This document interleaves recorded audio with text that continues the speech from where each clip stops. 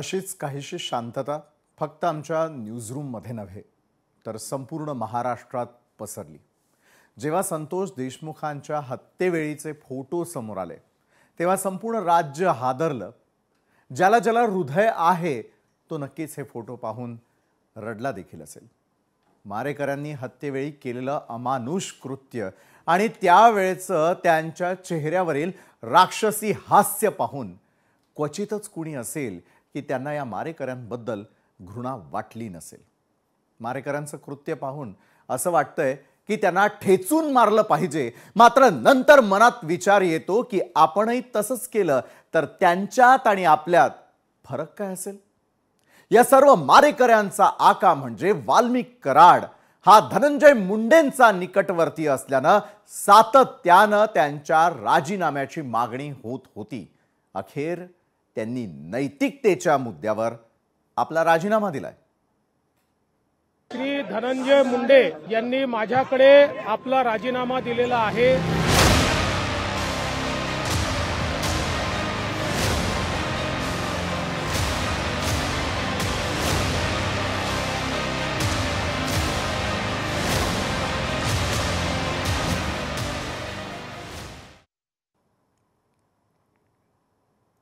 सरपंच संतोष देशमुख यांची हत्या का झाली, यापेक्षा ती कशी झाली हाच प्रश्न गेल्या काही महिन्यांपासून सर्वांच्या मनात होता। मात्र जेव्हा आरोपपत्रामधून देशमुखांच्या हत्येवेळीचे काही फोटो समोर आले तेव्हा संपूर्ण महाराष्ट्र निशब्द झालेला। मारेकऱ्यांच्या कृत्यानं प्रत्येकाचं मन हेलावून निघालं। ज्या निकटवर्तीय वाल्मिक कराडवरून सर्वपक्षीय सातत्यानं मंत्री धनंजय मुंडेंवर निशाणा साधत होते त्यांनी देखील नैतिकतेच्या मुद्द्यावरून आपल्या मंत्रिपदाचा राजीनामा दिलाय आणि यानंतर त्यांनी सोशल मीडियावरती पोस्ट करत आपल्या राजीनाम्याची माहिती दिली। तर ट्विटमध्ये नेमकं राजीनाम्यासंदर्भामध्ये ते काय म्हणतात त्यावर एक नजर टाकूया।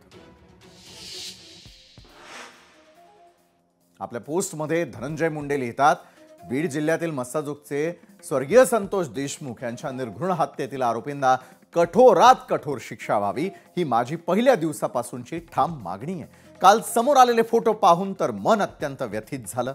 या प्रकरणाचा तपास पूर्ण झालेला असून आरोपपत्र न्यायालयामध्ये दाखल झालेलं आहे। तसंच न्यायालयीन चौकशी प्रस्तावित आहे।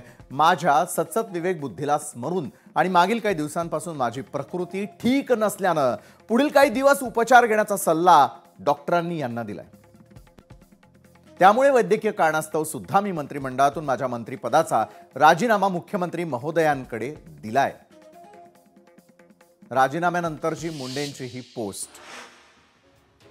खरं तर मुंडेंनी जरी ही पोस्ट करत नैतिकतेच्या मुद्द्यावर जोर दिला असला तरी देखील वारंवार समजावूनही ते राजीनामा देण्यास तयार नव्हते अशी माहिती सूत्रांकडून मिळतेय।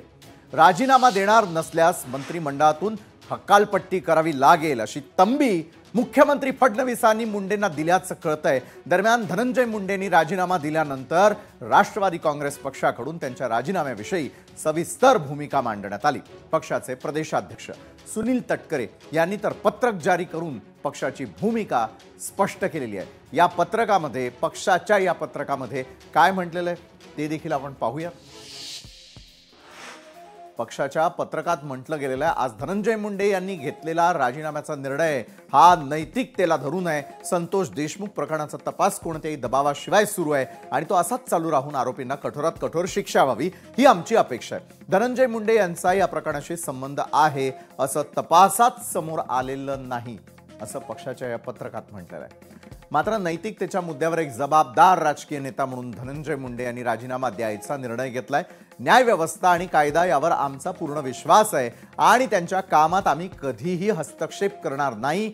न्यायाला विलंब होऊ नये यासाठी आम्ही कटिबद्ध आहोत असं पक्ष म्हणतोय। मुंडेंच्या राजीनाम्यानंतर राष्ट्रवादीची काय भूमिका आहे त्यावर तर आपण एक नजर टाकली।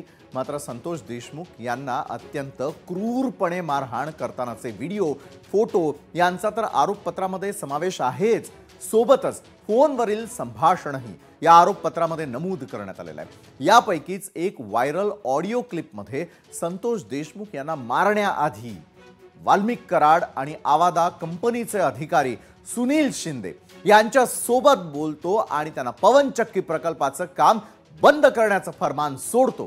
ती ऑडिओ क्लिपही आपण ऐकणार। नमस्कार विष्णू भाऊ। हॅलो शिंदे साहेब, बोला ना। अण्णा बोलणार आहेत। हो द्या ना।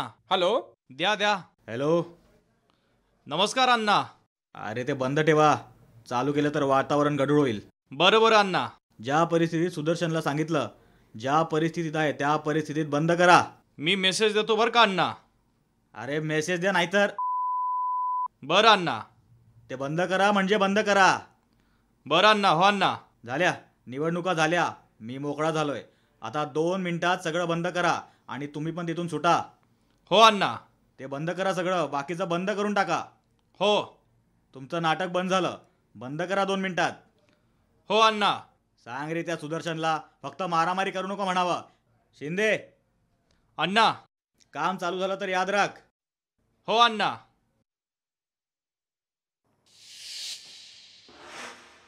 हा झालेला संवाद हा आरोपपत्रामध्ये जसाच्या तसा नमूद करण्यात आलेला आहे। बरं, 23 नोव्हेंबरला राज्यातील विधानसभा निवडणुकीचा निकाल जाहीर झाला होता आणि त्यानंतर 9 डिसेंबरला संतोष देशमुखांची निर्घृणपणे हत्या करण्यात आली। त्याआधी वाल्मिक कराडनं आवादा कंपनीच्या अधिकाऱ्याला दम भरला होता आणि याच पवनचक्कीच्या प्रकल्पावरून वाद झाला आणि काही गुंडांच्या स्वार्थामुळे संतोष देशमुखांचा नाहक बळी गेला।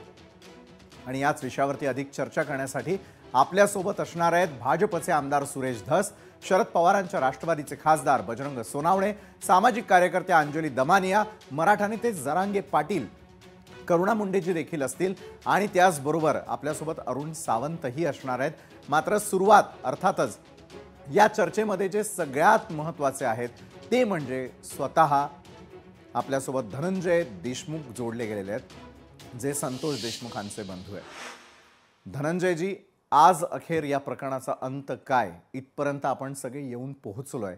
खरं तर ही सुरुवात आहे असं म्हणायला हरकत नाही, कारण ज्यावेळेला सगळे पुरावे दिले जातात, सर्व प्रकरण जसेच्या तसं आरोपपत्राच्या माध्यमातून समोर आणलं जातं आणि त्यानंतर देण्यात आलेला राजीनामा जो आहे तो राजीनामा या प्रकरणाचा अंत की याची सुरुवात।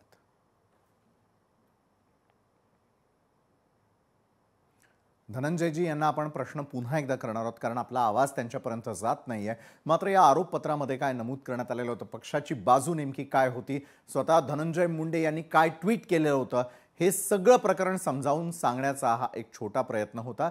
मात्र अगदी कार्यक्रमाच्या सुरुवातीला ज्या प्रकारची शांतता आपल्या कानामध्ये होती, हीच शांतता, हीच सुन्न मनस्थिती जी आहे ती प्रत्येकाच्या मनामध्ये असल्याचं आपल्याला सगळ्यांना पाहायला मिळतं।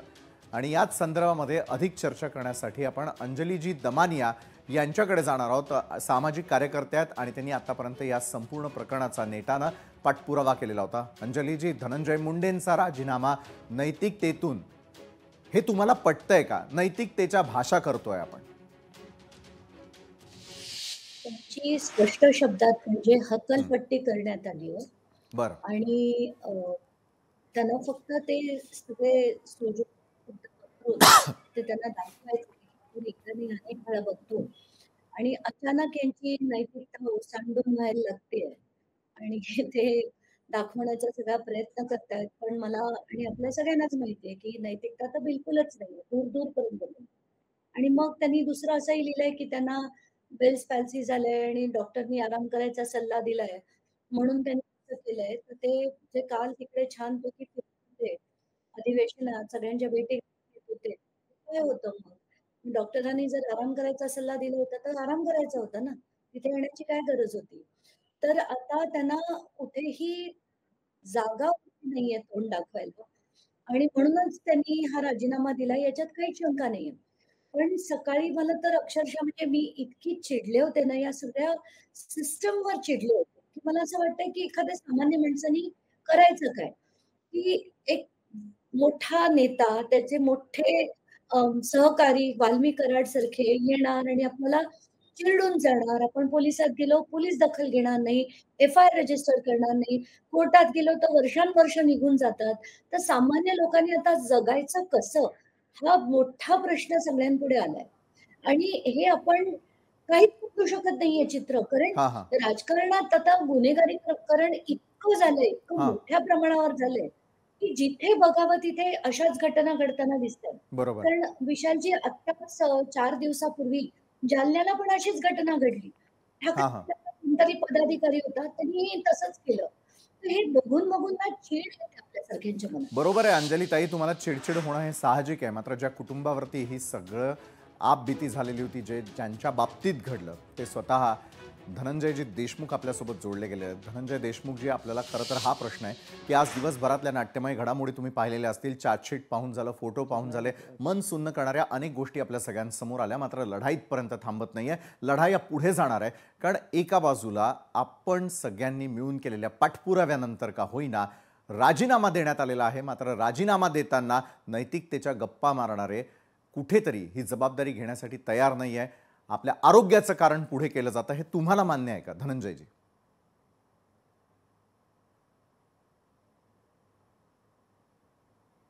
धनंजयजी, माझा आवाज येतोय? हा प्रश्न आपल्यासाठी आहे.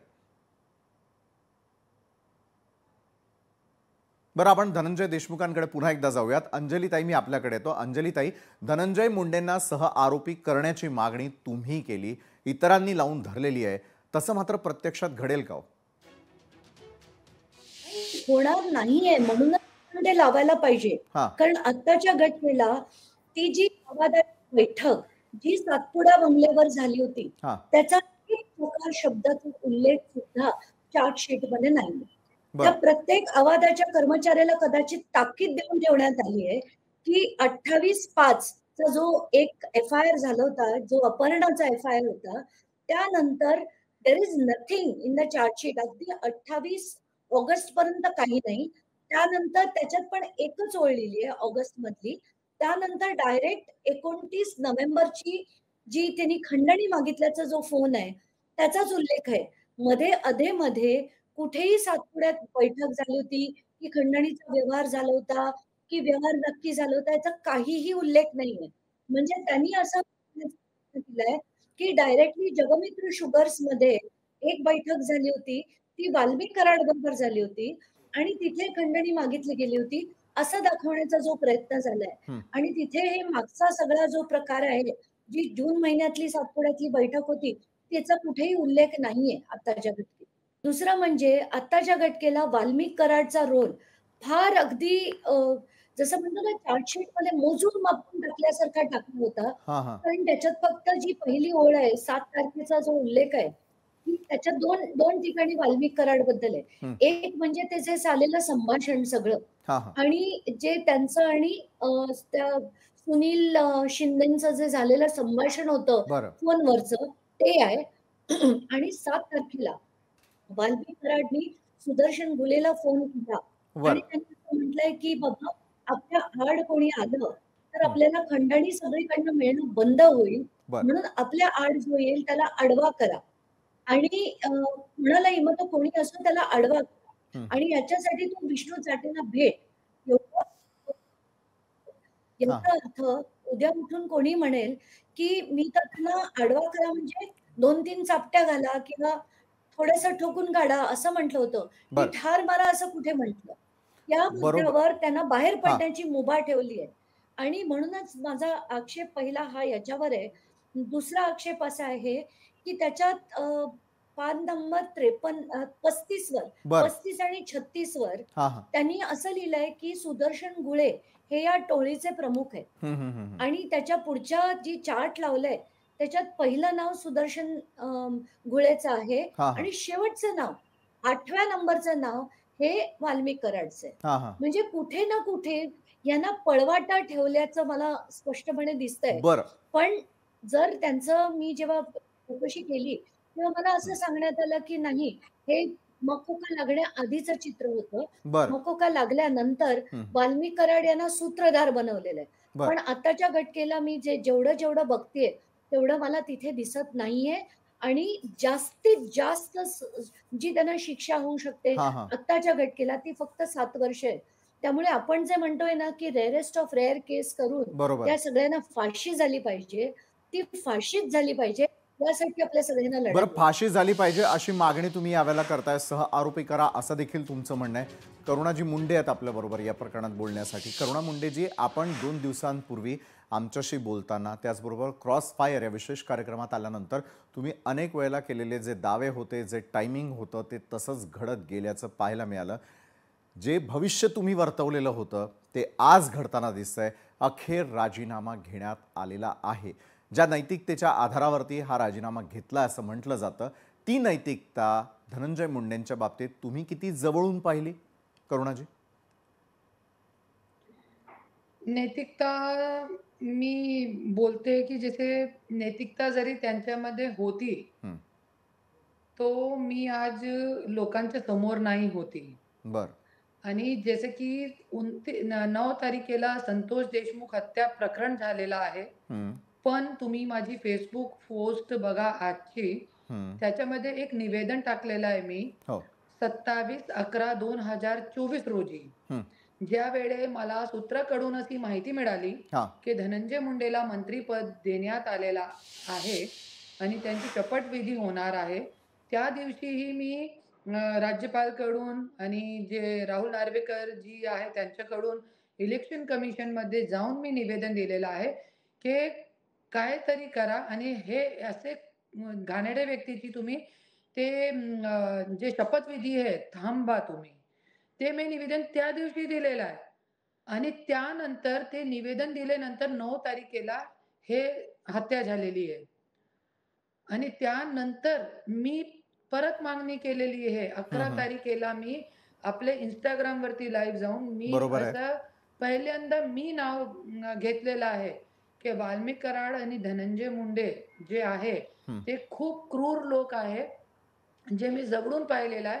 गेले 3 वर्ष मी हं, स्वतः ह्यांची क्रूरता सहन करत आहे. हं. तुम्हाला माहिती आहे ज्या वेळी मला पहिल्यांदा परली पोलीस स्टेशनमध्ये टाकलं गेला हो, होता हो. आणि जेलमध्ये ठेवला गेला होता. त्यावेळे पोलीस लोकांना कॉल करून माझी काहीही चूक नसताना हं. पोलीस लोकांनी माझ्यासोबत मारहाण केली होती पोलीस लॉकअपमध्ये. स्टेशनमध्ये. पोलीस स्टेशनमध्ये राईट. हं, पोलीस स्टेशनमध्ये 1 रात्रीसाठी मी लॉकअपमध्ये होती त्या दिवशी. हां, आणि त्यावेळे पण कॅमेरे क्लोज करून माझ्यासोबत पोलीस लोकांनी मारहाण केली होती. हं, जे भास्कर केंद्रे आहे ना हां, त्यांनी. आणि मतलब इतकी घाणेरडी हे लोकांची सवय आहे. हं, हं. तरी पण मी बाहेर आल्यानंतर मी गप्प राहिली की कुठेतरी हे लोकांमध्ये इन्सानियत येतील, नैतिकता येतील हां, माझ्या ऐसे शांतपणा बघून. पण त्यांच्यामध्ये नैतिकता आली नाही. परत मला एकदा 45 दिवस येरवड्यामध्ये ठेवला गेला. हां. नंतर मला माझ्यासोबत कलेक्टर ऑफिसमध्ये मारहाण केली. ज्यावेळी मी बीडमध्ये राहण्यासाठी गेली 1 दिवसामध्ये 8 FIR माझ्यावरती झाली. बरं. आणि असे लोकांकडून आपण नैतिकताची जरी गोष्ट करताय तर ही आपली चुकी आहे. मला असं बरं, वाटते. नैतिकतेची अपेक्षा आणि ठेवू हे नये असं करुणाजी तुम्ही म्हणताय. स्वतः यावेळेला हां. धनंजय देशमुख आपल्यासोबत जोडले गेले आहेत. मी त्यांच्याकडे जाईन. हं. धनंजय देशमुख जी मला तुम्हाला प्रश्न विचारायचा आहे की या प्रकरणामध्ये शेवट झाला असं अनेकांना वाटत असलं तरी देखील दुसरीकडे हा शेवट नव्हे, ही तर सुरुवात म्हणायला हवी. ज्या प्रकारचं चार्जशीट दाखल करण्यात आलेलं आहे, त्यानंतर देण्यात आलेला राजीनामा आणि राजीनाम्यावरती चढवण्यात आलेला मुलामा, तोही नैतिकतेचा, तो तुम्हाला पटणारा आहे का? लढा कुठपर्यंत तुम्ही देणार आहात धनंजय देशमुख? तुम्ही अगदी बरोबर बोललात. खऱ्या अर्थानं हा लढा चालू झालेला आहे. आणि ज्या काही आज घडामोडी घडल्या, ज्या कालपासून काही महाराष्ट्रानं गोष्टी बघितल्या, असे काही लोक आहेत की या गोष्टींना सुद्धा ते समर्थन देतात. योगेश, या धनंजयजी, गोष्टींना आपण देखील ते थोडीशी समर्थन मदत देत घेऊ आहेत. शकता आणि आणि तुमची जी चुकीला फ्रेम चूक आहे ती जर चुकीला सरळ चूक केली म्हणत नाहीत. तर महाराष्ट्र तुम्हाला व्यवस्थितरित्या पाहू शकेल. तुम्ही टेक्निकल हेल्प त्या ठिकाणाहून घेऊ शकता. जर मोबाईल रोटेट ठीक. केला तर आपलं बोलणं सुसह्य होऊ शकतं. रोटेट कर. एक मिनिट. हो, हो, कॉल आला होता म्हणून. हो. हा, ठीक आहे, ठीक आहे. धनंजयजी, आपण बोलू शकता प्लीज. जे तुम्ही बोललात की ही सुरुवात आहे, खरंच ही सुरुवात आहे. आणि याचा शेवट असा होणार आहे की आरोपींना फाशी झाली पाहिजे अशी आमची न्यायाची भूमिका आहे. बरोबर आम्ही आहे. बाकीचं याच्या अगोदर काही मागितलं पण नाही. हं, हं, पण हं. मला हे सांगायचंय, हे सगळे आरोपी या सगळ्यांच्या ओळखीचे आहेत. हां, हे आणि ह्यांच्यात चुकतंय कुठं की आपण ठेस लागली तर व्यवस्थित चालतो पुढं, की पायाला ठेस लागली. पण हे काय करतात, आरोपीला समर्थन देतात, त्यांना ते बरोबर आहे म्हणतात. एकदम ह्यांचे वय बघा 25-30 वर्षाच्या आतले आहेत हे सगळे. ह्यांना मॅच्युरिटी व्यवस्थित नाहीये. पण मॅच्युरिटी देण्याचं काम कुणाचं असतंय, जे त्याच्या पाठीमागं उभा असतात लोक. सर ते फोटो बघून मला खूप त्रास होतोय. आपल्याला तर ह्या लोकांना धनंजयजी ह्या लोकांना की थोडी सुद्धा मॅच्युरिटी नाही आणि जे वरून आदेश येईल ते लोक हे खाली करतात. मारताना त्याचा किती कवळा जीव आहे, त्याचं शरीर किती आहे, हे ह्या लोकांनी विचार केला गेला नाही. आणि अतिशय चुकीच्या पद्धतीने जी हत्या केली त्याला महाराष्ट्र पण माफ करणार नाही, न्यायालय पण माफ करणार नाही, आणि त्याला माफी देणारं कोणी असेल तर ते त्याच्यापेक्षा जास्त सैतानी असेल. बरोबर आहे. मात्र आज स्वतः मुख्यमंत्र्यांनी याची दखल घेणं होतं, राज्याचे उपमुख्यमंत्री अजितदादा यांनी देखील दखल घेणं अत्यंत आवश्यक होतं. मात्र ज्या प्रकारची उत्तरं आज तुम्हाला मिळालेली आहेत देशमुख कुटुंब, त्यावरती समाधानी आहे का? आम्ही समाधानी नाही आहे त्याच्यावर. या 2.5 महिन्याच्या कालावधीमध्ये जे आम्हाला संघर्ष करावा लागला, पुढं पण करावं लागणार आहे, याच्यामध्ये प्रामुख्यानं ज्या काही सांगू शकत नाहीत आम्ही गोष्टी, त्या कागदोपत्री आम्ही दिलेल्या आहेत जिथल्या तिथं. बरं. यांनी या सगळ्या लोकांनी अप्रत्यक्षरित्या सगळ्या गोष्टी साम दाम दंड भेद वापरण्याचा प्रयत्न केला. आम्हाला कसं भीती वाटेल, आम्हाला कसं याच्यातून म्हणजे त्यांच्या डोक्यात काय असेल आम्हाला माहित नाही. पण आमची एकच लढाई होती न्यायाची, आम्ही शेवटपर्यंत लढणार आहोत, ती जिंकणार आहोत. परंतु यांची वर्तणूक आहे ना, ती खऱ्याला खरं आणि चुकीला चूक म्हणण्याची नाही, याचा खूप खेद वाटतो जास्त. बरोबर आहे. बरं धनंजयजी, तुम्ही आणि संतोषजी हे नातं असं राम लक्ष्मणासारखं होतं. जर गावामध्ये काही काम करायचं असेल, कुणाचं काम समोर न्यायचं असेल तर तुम्ही सातत्यानं सोबत होतात. मात्र त्या दिवशी जर तुम्ही त्यांच्या सोबत असतात तर अनर्थ टळला असता, असं नाही का वाटत? नाही, हा ऐका ना सर, 3:11 मला फोन आला त्याचा की मी भवानी चौकात आहे आणि मी ज्या ठिकाणी होतो ते 1 किलोमीटरचं अंतर असेल. बरोबर.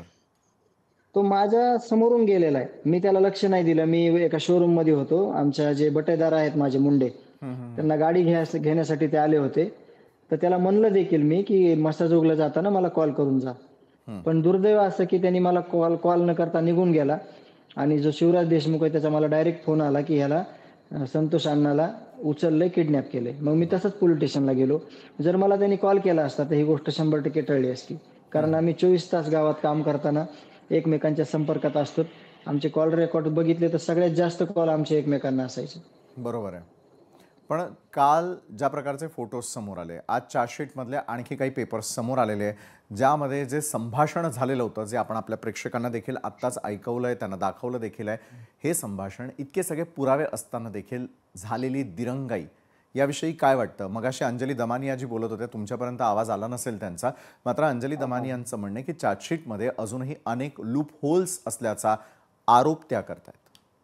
नक्कीच मी यावर बोलेन की सगळे हे खून आहे ना, खून कोणी केलाय? पोलीस यंत्रणेनं. पोलीस यंत्रणेमध्ये सगळे नाहीत, ज्यांचे हात काळे झालेत ते लोक. तुम्ही ते लोक बघितलेले. काही एलसीबीचे लोक त्या दिवशी मला म्हणत होते की साधी एमसी करा, म्हणजे ह्यांना माहित होतं माझ्या भावाला कुठं नेलंय, कुठं मारायलेत, सगळं माहित होतं. पण ह्यांनी कधी असं नाही म्हणले की चला पटकन तिथं जा, आमचं पण ऐकणं झालेत. हे सगळे कॉन्टॅक्ट मध्ये होते. त्या दिवशीचे कॉल रेकॉर्ड काढले, आम्ही काढणार आहे. तर हे सगळं ह्यांचं संभाषण झालेलं फोनवरचं हे समोर येणार आहे लोकांच्या की हे काय बोलले, ह्यांचं कसं संगनमत होतं. हा पूर्वनियोजित कट होता. 6 तारखेला जर अॅट्रॉसिटी घेतली असती तर ही गोष्ट घडली नसती. पण अॅट्रॉसिटी न घेण्याचं कारण पण हे ह्याच्यातले मुख्य आरोपी आहेत 1 नंबरचे. त्यांनी फोन करून सांगितलं की कुठल्याही प्रकारचा तिथं केस घ्यायची नाही. बरोबर. जी की भावाची हत्या झाल्यावर घेतली, मग ती केस नसती तर 12 तारखेला पण या लोकांनी घेतली नसती ना. बरोबर आहे. ते ऍक्च्युअली परिस्थिती होती, पण ह्यांनी घेतली नाही. इतकं विदारक चित्र या केज पॉलिटिशियन मध्ये होतं. बरोबर आहे. धनंजयजी, काल आपल्याशी बोलत असताना अनेक वेळा तुम्ही इमोशनल झालात, सगळ्या गोष्टी झाल्या. मात्र आम्हाला तुम्हाला रडताना नाही तर आम्हाला लढताना तुम्हाला पाहायचं आणि महाराष्ट्रालाही ते दाखवायचं आहे. मी आपल्याकडे पुन्हा एकदा येईलच. मात्र भाजपचे आमदार सुरेश धसही आपल्यासोबत आहेत. सुरेश धस जी आपण लोकशाहीच्या क्रॉस फायरमध्ये आलेला होतात, सगळ्यात आधी अमानुष अत्याचार झालेला आहे त्याची वाचा तुम्ही फोडलेली होती. आता तर फोटो पाहिल्यावरती महाराष्ट्र अक्षरशः हळहळलाय आणि आता तर सुन्न शांतता सर्वत्र पसरलेली आहे. नाही, 100% खरं आहे ना. हे फोटो तुम्ही काल पाहिल्यापासून महाराष्ट्राच्या मनामध्ये एक क्षोभ निर्माण झाला, एक असंतोष निर्माण झाला. आणि मला वाटतं जेवढ्या लोकांना बाय हार्ट त्यांनी ते फोटो पाहिले त्या सगळ्यांच्या म्हणजे डोळ्याच्या कडा ज्या आहेत त्या ऑटोमॅटिक पाणवलेल्या आहेत. आणि ह्या माझ्या विशालजी अगोदरच पाणवलेल्या होत्या, कारण मी 12 डिसेंबरला जे तिथं गेलो होतो तिथली माहिती घेतली होती, नंतर CS कडनं माहिती घेतली होती आणि मी एक अंदाज बांधला होता की हे असं हे घडलं असेल, अशा पद्धतीने मारला असेल, इतक्या बेरहमीने मारला. आणि हे सांगितलं होतं तिथल्या लोकांनी. आणि 16/12चं मला वाटतं माझं भाषण तुम्ही ऐकलं असेल. 16/12च्या भाषणामध्ये हे सगळे मुद्दे आहेत जे काल फोटो महाराष्ट्र बघतोय. हे सगळेच्या सगळे मुद्दे मी 16/12च्या याच्यामध्ये मांडलेले आहेत की त्याला हे जल्लाद, राक्षस, अजून दरिंदे, अजून काय शब्द वापरावेत, यांना शब्द सुद्धा अपुरे पडतायत. इतके भयानक स्वरूपामध्ये यांनी संतोष देशमुखांना मारहाण केली, संतोष देशमुखचा जीव घेतला.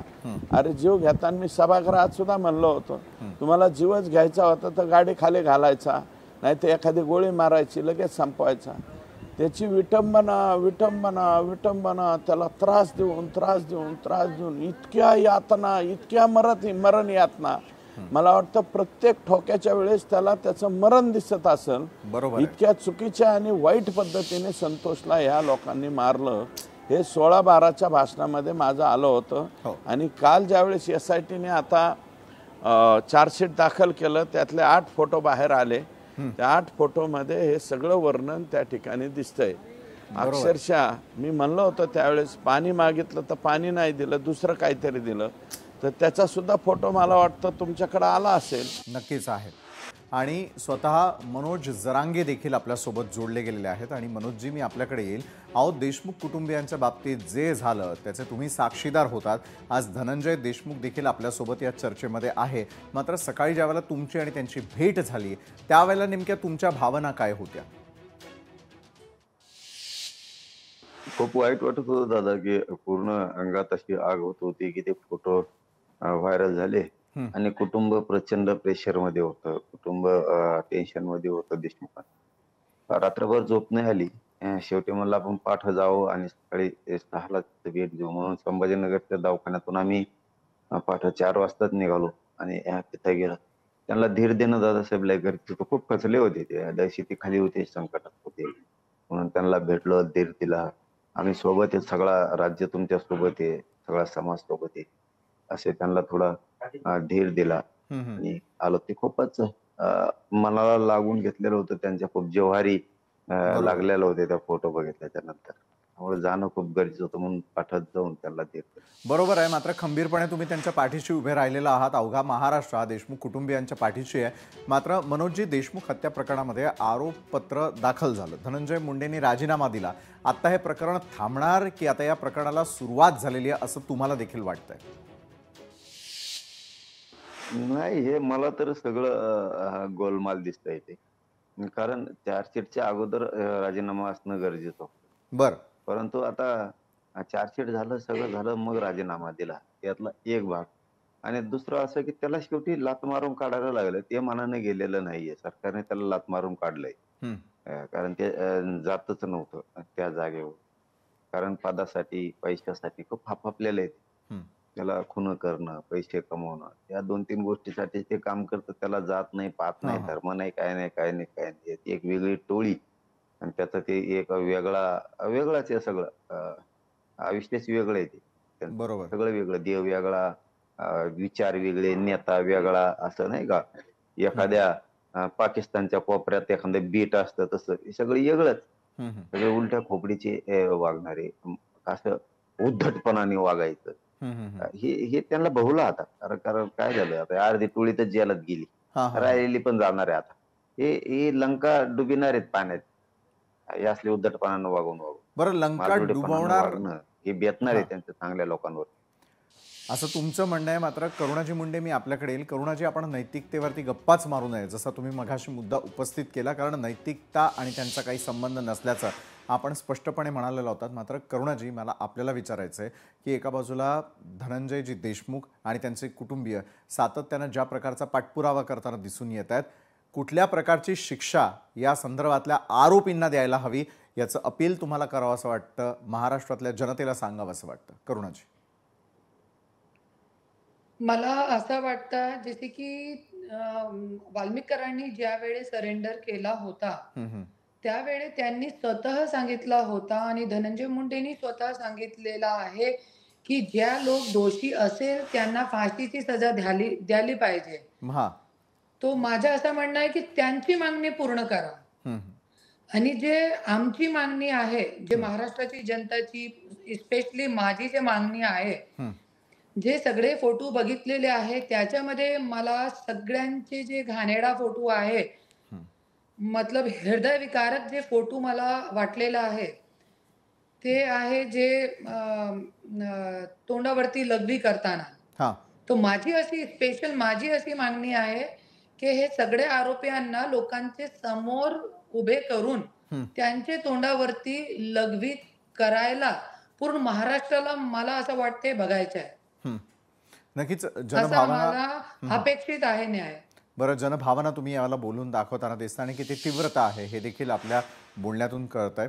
धनंजयजी, मी आपल्याकडे येईल. धनंजयजी, आजपर्यंत लागलेला निकाल आणि निकालानंतरची पुढची लढाई लढण्यासाठी तुम्ही कशा प्रकारे तयार आहात? शिक्षेसंदर्भातलं जे आपलं बोलणं सुरू आहे, शिक्षा कुठल्या स्वरूपाची असायला हवी, कुणाकुणाला शिक्षा देणं अपेक्षित आहे, आणि शिक्षा जर तशी नाही दिली गेली तर मात्र पुढचं पाऊल तुमचं काय असेल?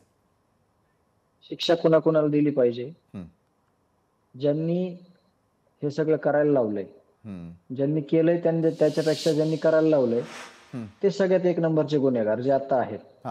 आणि ह्यांनी ज्यांच्या भरोश्यावर केलंय, यांनी हे कृत्य करताना कुणाला तरी पाठीराखं म्हणून ठेवलेलं आहे, तिथपर्यंत म्हणजे सुरुवातीचा आरोपी ते शेवटचा आरोपी इथपर्यंत नियती सगळ्याला सजा देणार आहे.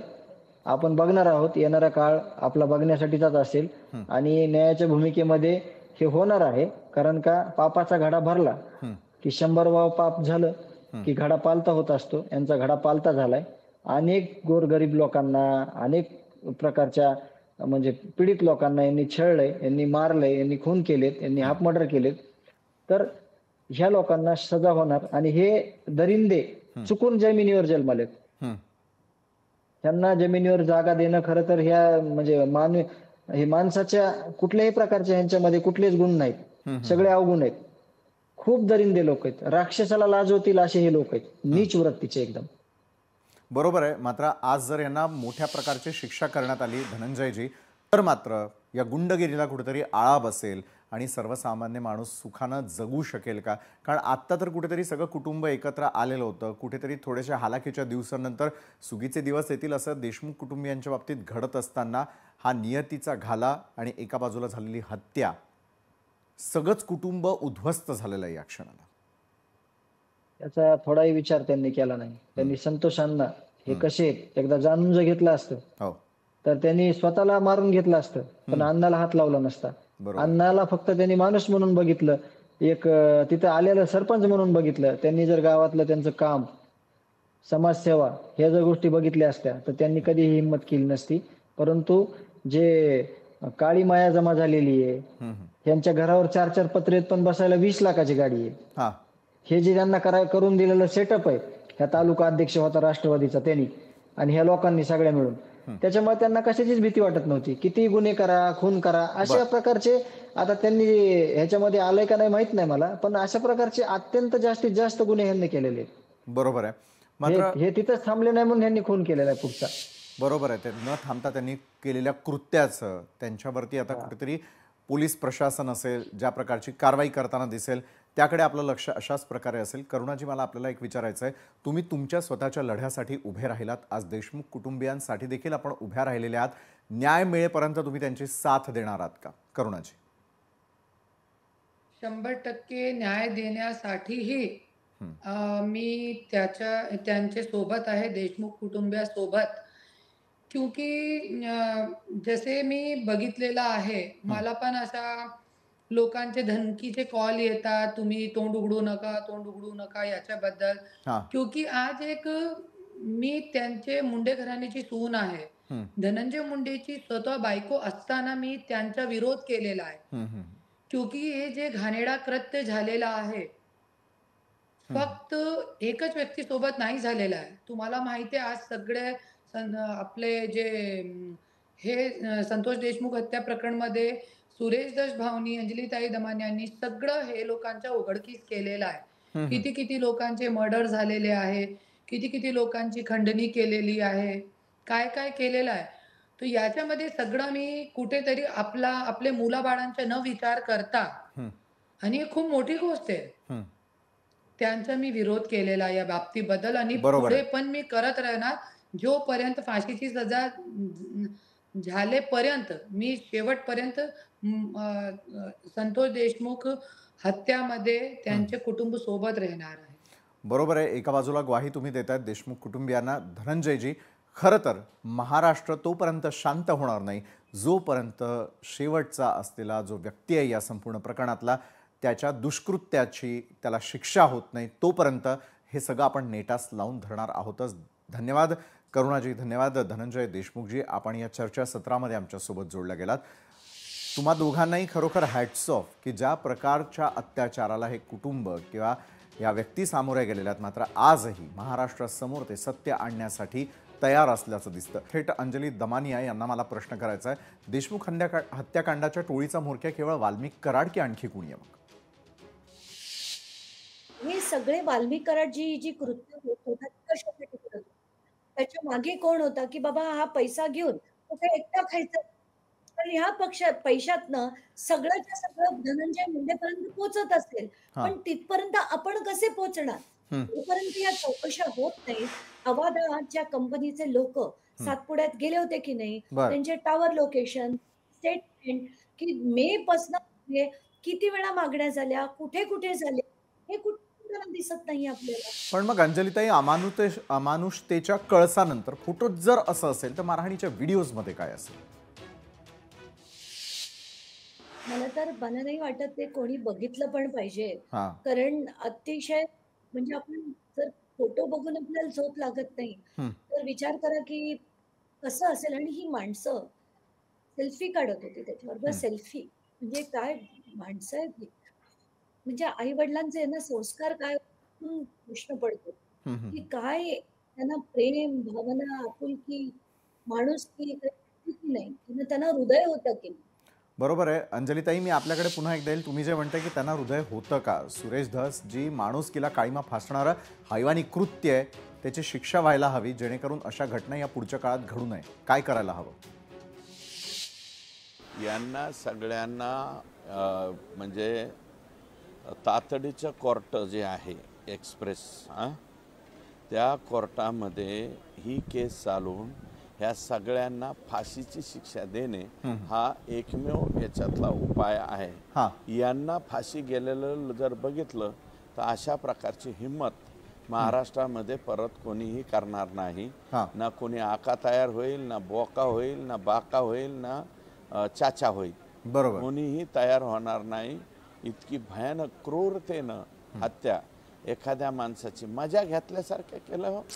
हसत आहेत ते, इतक्या निर्घुणपणे मारहाण करून सुद्धा त्याचा शर्ट काढतायत, अंतर्वस्त्र काढतायत, त्याला ठोके टाकतायत, त्याला वेगवेगळ्या पद्धतीने आणि सेल्फी काढतायत. सगळ्यात वाईट काय आहे, सेल्फी काढलंय. यांना हैवान म्हणायचं का क्रूर कर्म म्हणायचं का यांना काय म्हणायचं, नेमकं नाव कोणतं द्यायचं विशालजी मला सांगा ना.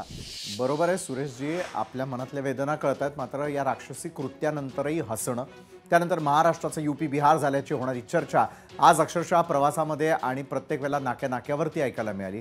कायदा सुव्यवस्थेचे 3:13 वाजलेत का? यूपी बिहारला सुद्धा लाजवेल असं कृत्य यांनी केलंय.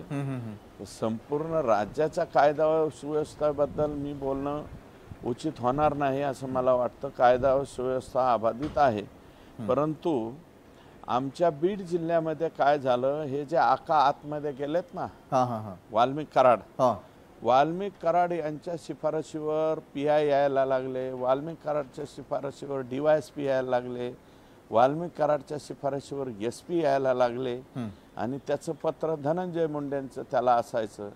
आणि मग हे असे जे लोक अधिकारी लायकीचे नाहीत अशा प्रकारचे अधिकारी तिथं आणून बसवायचे.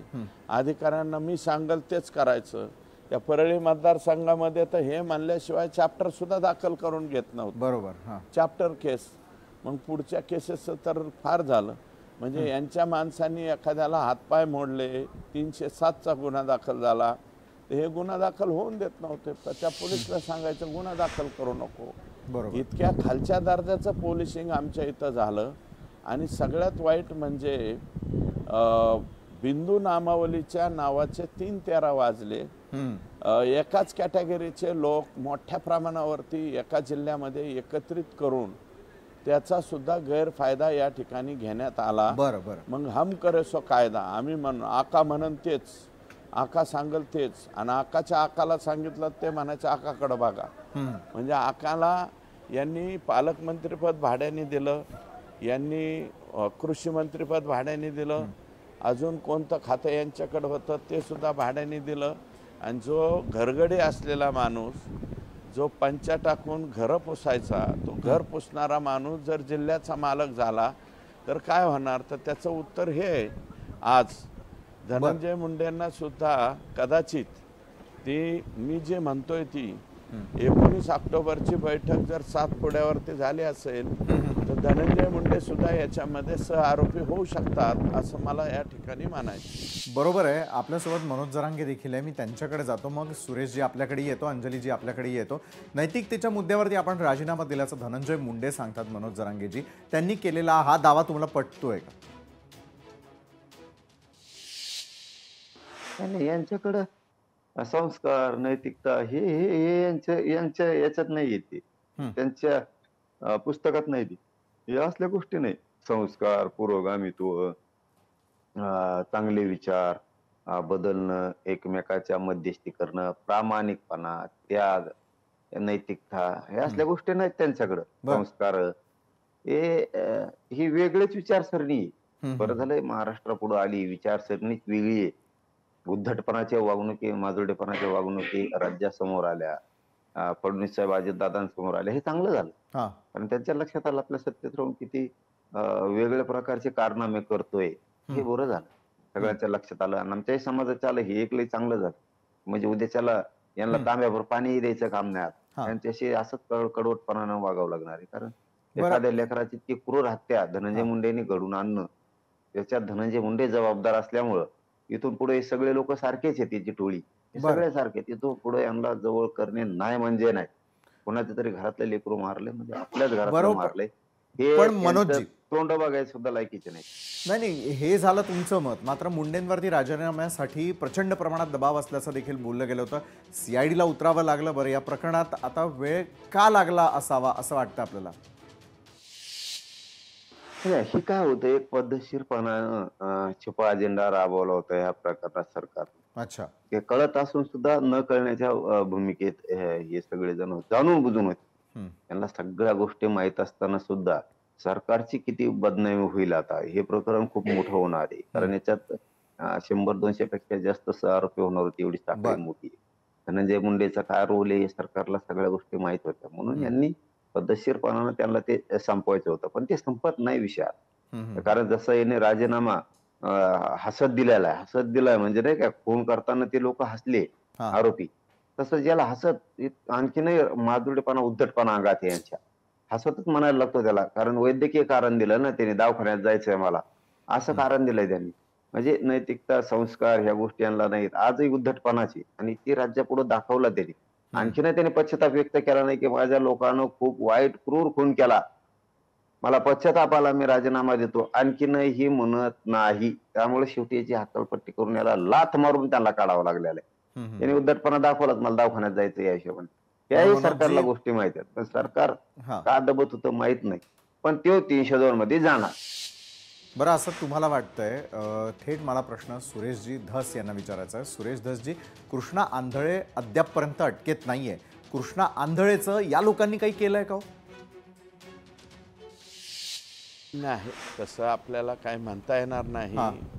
विशालजी, माझा स्वतःचा म्हणजे ही निर्घुण हत्या आहे, परंतु काही 302ची जी प्रकरणं होतात त्या प्रकरणामध्ये साधारणतः एक 8, 9, 10 आरोपी असले तर एक आरोपी जो आहे तो 1 किंवा 2 आरोपी साधारणतः हे भाईगांध्या पार्ट्या असतात, त्यांना काही घेणं नाही देणं नाही, काय नाही, आईवडिलांचं घेणं नाही, कुटुंबाचं घेणं नाही, हे कुणीकडे हिंडत बसतात. तशा पद्धतीने हे कुठंतरी फिरतायत.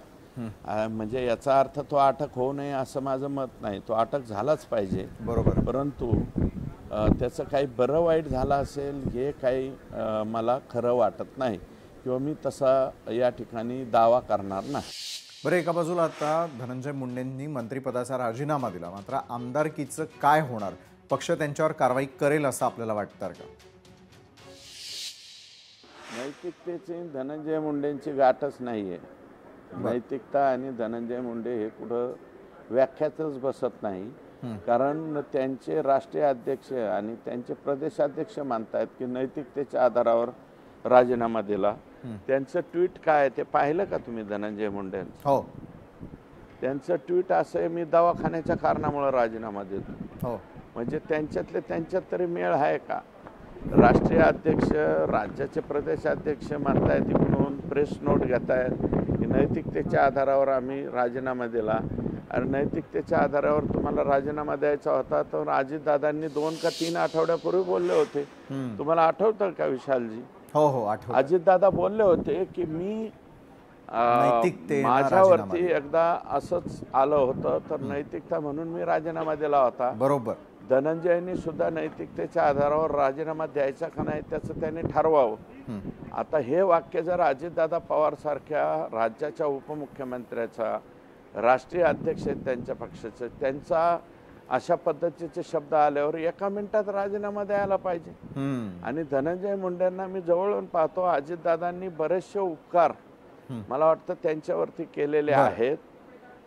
त्या एक मंत्रिपदच काय 100 मंत्रिपद अजितदादावरून वळून फेकून द्यायला पाहिजे होते. त्यांनी एक मंत्रिपद काय घेऊन बसला तुम्ही? मग त्यांनी 2 आठवड्यापूर्वी 3 आठवड्यापूर्वी स्टेटमेंट करूनही यांनी राजीनामा दिला नाही.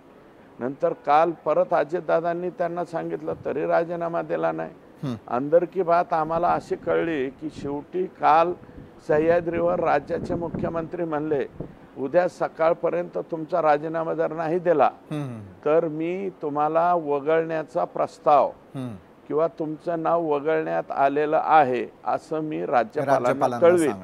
असा सज्जड दम राज्याचे मुख्यमंत्री यांनी त्यांना दिला. त्याच्यानंतर त्यांनी राजीनामा दिला अशी माझी माहिती. बरोबर आहे, मात्र वेळ काढूपणा झाला असं जे आता मगाशी तुमच्या उल्लेखात आलं. अंजलीताई, मुख्यमंत्री आधीपासून राजीनाम्याचा आग्रह करतात तर मग कसली वाट पाहिली जात होती? अगदी. आणि त्यांना राजीनामा कशाला हवा होता? त्यांनी बडतर्फीचे आदेश का नाही दिले? कारण हे जे आपण आज फोटो बघितलेत हे ते गृहमंत्री आहेत, त्यांच्याकडे ते 2-2.5 महिन्यापासून आले असतील. मग 2.5 महिने हे जर त्यांना सगळं माहिती होतं तर अशावर पण त्यांची पाठराखण करणं किंवा हा निर्णय अजित पवार घेतील, मग ते अजित पवार म्हणणार मुख्यमंत्री घेतील, का चालवलं? का केलं ते सगळं? आणि तुम्हाला निर्णय घ्यायला एक मुख्यमंत्री असा माणूस माझ्या मंत्रिमंडळात राहणार नाही हे म्हणायला ताकद लागते. ही ताकद तुमच्यात का नव्हती? मुळात हा प्रश्न आहे. बरोबर आहे अंजलीताई, जसं तुम्ही म्हणालात. मात्र मनोज जरांगेंकडे मी जातो. मनोजी, पंकजा मुंडेंनी म्हटलं की धनंजय मुंडेंना मंत्रिपद द्यायलाच नको होतं. त्यांच्या या वक्तव्याचा नेमका अर्थ काय घ्यायचा? विचाराचे देव, दुसरं काय म्हणायचंय? कारण त्यांच्या टायमाला सुद्धा हेच होता ना, पुढे होऊन यांनीच घातलं त्यांना. त्यावेळेस मंत्रिपदावरून हेच यांनी घालायला पुढे होऊन हेच होता. 1 क्रमांक 1 ला 1 नंबर हेच होता सगळ्यात पुढं. बरं, त्यांनी एखादा शब्द म्हणणं म्हणजे काय लय वाईट गोष्ट आहे? ते तर फक्त शब्द बोलले. मला वाटत हे तर लय आरडत होतं, नांगरावर उभा केल्यासारखं. पहिला 6 बहीण नांगर होता आणि वर शिवाट्यावर उभा राहत होत्या, मोठ्याने आरडू आरडू गाणं म्हणायचे. तसं हे मोठे मोठ्याने आरडत होत मंत्रिपद घालायसाठी. हिने बिचारीने तर मंत्रिपद बी नाही घातलं वाटतं त्याचं. शेवटचा शब्द व्हायना म्हणून द्यावा ना, तेवढा तरी आनंद त्यांना व्यक्त करू द्यावा. नाही, पण मग मनोजजी, संतोष देशमुखांच्या मारेकऱ्यांवर आता कोणती कारवाई झाली पाहिजे, तुमचं मत काय आहे या संदर्भात? 3 ते 4 महिन्याच्या आत त्यांना चौकात फाशी देऊन त्यांना गोळ्या घालावं, कारण अशी क्रूर घटना राज्यात देशात झालेली नाही, म्हणजे इथून पुढे होणार नाही. 100-150 जण आरोपी होणं गरजेचं आहे. तिसरं की ते 2 आरोपी कोण आहेत ते सुट्टा कामा नये. पुराव्याचं कारण समोर करू नये, कारण आत बसून जर यांनी काही षडयंत्र केलं असलं तर ही देशमुख कुटुंबाला धोका होऊ शकतो, हे सुटून जर गेले पुन्हा. अच्छा. आणि धनंजय मुंडे 302 मध्ये मुख्य आरोपी करणं गरजेचं आहे, कारण त्याच्यामुळेच यांनी ते खुन आणि खंडण्या मागितलेल्या. आणि असं 1 नंबरचा आरोपी ते सनमाड का खरमाड कोण आहे, त्यांनी जाहीरपणानं म्हणलं पाहिजे की मी धनंजय मुंडे साठीच हे पैसा कमवलेला आहे, त्याला दिलेला आहे, राजकारणात दिलेला आहे, पद घ्यायला दिलेला आहे, मंत्रिपदासाठी दिलेला आहे, सत्ता उपभोगण्यासाठी दिलेला आहे, खुन सुद्धा मी त्याच्यासाठी केलेले आहेत, असं त्या 1 नंबरच्या आरोपीने सांगितलं पाहिजे. त्याचं कारण असं आहे की त्यांनी एकट्यानं पाप डोक्यावर घेऊन मरू नये, कारण ते आता मरणार आहे. आताच कार्यक्रम झाला त्याचा आता.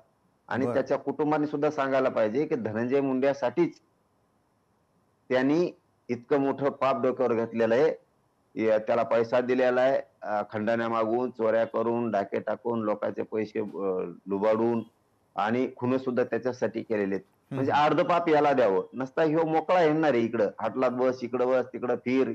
यांनी अर्ध पाप त्याच्या वाट्याला 1 नंबरच्या आरोपीनं दिलंच पाहिजे, कारण त्याच्यासाठी पाप त्यांनी केलेलं आहे. बरोबर आहे. खूप गंभीर वक्तव्य आहे आपलं आणि अपेक्षाही ठेवताय आपण. सुरेश धसजी, संतोष देशमुखांच्या मारेकऱ्यांचा आका तुरुंगात आहे आणि आता आकाचा आका कोण हे तुम्ही कधी सांगणार आहात? कधीचा सस्पेन्स क्रिएट करून ठेवलेला होता आपण? आकाचा आका धनंजय मुंडे आहे ना, मी नाव घेतलेलंच आहे. आकाचा आका धनंजय मुंडे आहे आणि धनंजय मुंडेंवरती माझं एकच ऑब्जेक्शन आहे की 19 ऑक्टोबरला जी खंडणीच, कारण हे प्रकरण घडलेलं आहे कशातून, खंडणी मुळे ह्या संतोष देशमुखला मारण्यात आलेला आहे, फक्त खंडणीला आडवा येतो म्हणून. मग खंडणीची एक बैठक पंडित अण्णांनी बांधलेल्या घरावर झाली, म्हणजे त्यांचं ऑफिस म्हणतात ते, आणि दुसरी बैठक ही त्यांच्या सातपुडा बंगल्यावर झाली. त्या बैठकीला धनंजय मुंडे होते, वाल्मिक कराड होते, त्याच्यानंतर तांबोळी म्हणून अधिकारी होते आवादा कंपनीचे, आणि शुक्ला म्हणून अधिकारी होते. मग ह्या सगळ्या जणांचे जर मोबाईल तिथं आले सातपुडा बंगल्यावर, तर मग पर्यायानं काय होत आहे की या खंडणीच्या प्रकरणामध्ये आपसूक धनंजय मुंडे सुद्धा सह आरोपी म्हणून येऊ शकतात असं मला वाटतंय आता. बरं, पण सह आरोपी हा मुद्दा तुम्ही उपस्थित केलाय, मग धनंजय मुंडेंना सह आरोपी करण्याची मागणी होतीये, ती तुम्ही लावून धरणार आहात का? नाही, ते जर तिथं असले, त्यांचा प्रेझेन्स असला आणि त्यांनी 2 कोटी रुपये खंडणी मागितली असेल तर 100% आरोपी करायला पाहिजे. धनंजय मुंडेच काय त्याच्यात, उद्याच्याला मी असलो आणि देशातला कोणताही व्यक्ती असला तरी ते जर त्याचे इन्व्हॉल्वमेंट आलं तर इन्व्हॉल्वमेंट आल्याच्या नंतर कोण रोखणार आहे? SIT रोखू शकत नाही, कारण SIT म्हणेल की तुमचं इन्व्हॉल्वमेंट आहे. आणि SITने जे चार्जशीट त्या ठिकाणी दाखल केलंय त्याच्यामध्ये पहिला ओळीमध्ये स्वतःचा सप्लिमेंटरी चार्जशीट दाखल करण्याचा अधिकार अबाधित राखून हे चार्जशीट दाखल केलेलं आहे. बरं, त्याच्यामुळे आणखी सप्लिमेंटरी चार्जशीट होण्याची आवश्यकता आहे. धनंजय देशमुख आणि देशमुख कुटुंबानी 7 मागण्या केल्या होत्या, त्याचं पत्र मुख्यमंत्र्यांकडे मी दिलं. त्यातली 1 मागणी मंजूर झाली, पण मागच्या खालच्या 6 मागण्या आहेत. त्या 6 मागण्याच्या बाबतीमध्ये अजून चौकशी होण्याची आवश्यकता आहे, चौकशी होणं गरजेचं आहे. यांना कोणी मदत केली? मुकादम म्हणून तो जो वायभाषा आहे, वायभाषेने सुदर्शन घोलेला डेंजर आरोपी केलं, म्हणजे त्याची हिंमत वाढवत गेला. म्हणूनच त्यांची हिंमत, संतोषचा खून इतक्या निर्घुणपणे, निर्दयीपणे. आणि बरं, वेळेच्या कमतरतेमुळे मी आपल्याला थोडं थांबवतोय. मी आपल्याकडे पुन्हा एकदा येईल. मात्र मनोजजी, आरोपींवरती अपेक्षित कारवाई न झाल्यास पुढचं पाऊल तुमचं काय असेल? देशमुख कुटुंबाला तुम्ही काय सांगू इच्छिता? नाही होणार. चार्जशीटच्या अंदाजानुसार आताच्या एवढ्याच माहितीनुसार हे फासावर जाणार. फक्त स्टँडर्ड ट्रायल चालून पडदिशी लगेच निकाल द्यावा. ही पहिली घटना अशी करावं राज्यात देशात की 4 महिन्याच्या आत निकाल लागला, लगेच फासावर गेले, फाशी देऊन गोळ्या पण घातल्या आणि सगळे 6 रुपये केले. मंत्री असून सुद्धा याच्याच बंगल्यावरती कट शिजला, त्याच्यानंतर मस्साजोगला कट शिजला त्या तिरंगा हॉटेलवर, नंतर त्यांच्या सरकार कार्यालयात पक्षाच्या तिथं शिजला. असा कट शिजून हे स्वतः 302 मध्ये धनंजय मुंडे आहे आणि खंडणी सुद्धा त्याच्यासाठीच मागितलेली आहे. आणि दुसरं असं की हे लोक बन त्याचेच आहेत म्हणून याच्यावर 302 दाखल झालाच पाहिजे. आम्ही ही टोळी आत घातल्याशिवाय गप्प बसत नाहीत. आता इथून पुढे जर मराठ्याला यांनी त्रास दिला, आता ह्या टोळीकडे आमचा मोर्चा वळालेला आहे. आता मोहीम आमची तिकडे, यांना सगळ्यांना जेलमध्ये सोडतो. लय उद्धट वागणूक आहे, यांना संपवणं गरजेचं आहे. नक्कीच मनोजजी, धन्यवाद. वेळात वेळ काढून तुम्ही आमच्याबरोबर चर्चा केली. सुरेशजी धस, अंजली दमानियाजी, धनंजय देशमुखजी आणि धन्यवाद आपले करुणाजी देखील की आपण या चर्चा सत्रात आमच्यासोबत जोडला गेला होता त्यासाठी. आजच्या न्यूज प्लॅनेटमध्ये वेळ झाली आहे इथेच थांबण्याची. मात्र ताज्या घडामोडींसाठी पाहायला विसरू नका लोकशाही मराठी. लोकशाही मराठी ऐका, पहा, जागरूक रहा.